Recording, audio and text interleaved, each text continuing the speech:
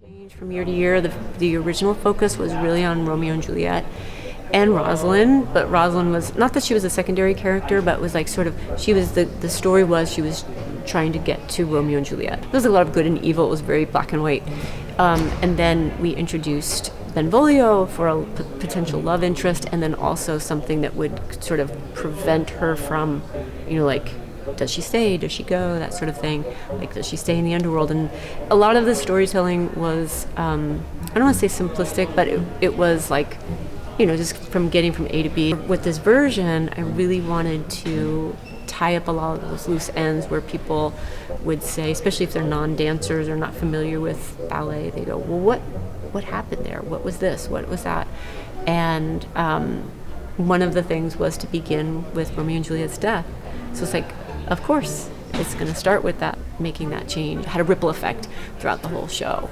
So it didn't become Rosalind trying to find them and bringing them back. It was more of a, like an exploration of all the things that, are going on, like the relationship between the Montagues and Capulets, because she is in love with a Montague and she's a Capulet. She realizes, it's always going to be this way, and that's one of the reasons she pushes Benedetta away at the end, is that she realizes that they can't, that the forces are always going to be pulling them apart, and it's going to could lead to tragedy.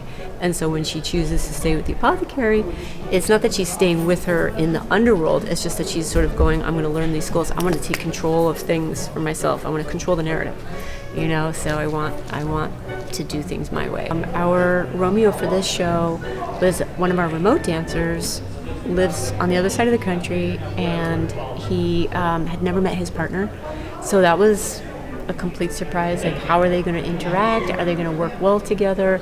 Will they, can they physically work well together? And then on top of that is that they are supposed to be Romeo and Juliet, so they have to have some sort of chemistry. So that is always like, what's going to happen there?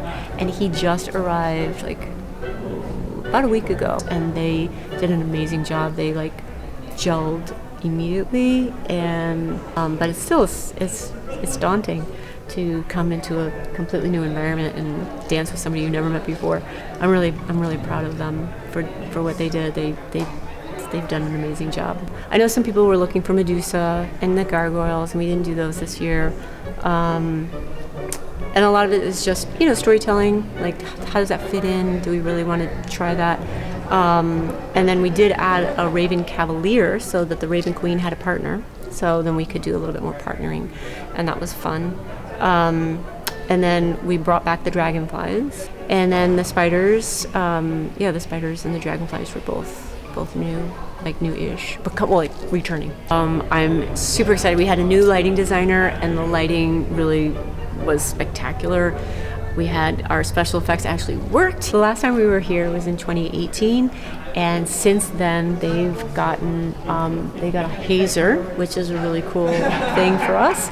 And so that was like, we started that at the very beginning of the show. So with Romeo and Juliet, it was sort of like just a little bit of haze, and then as we progressed, it was like a little bit thicker.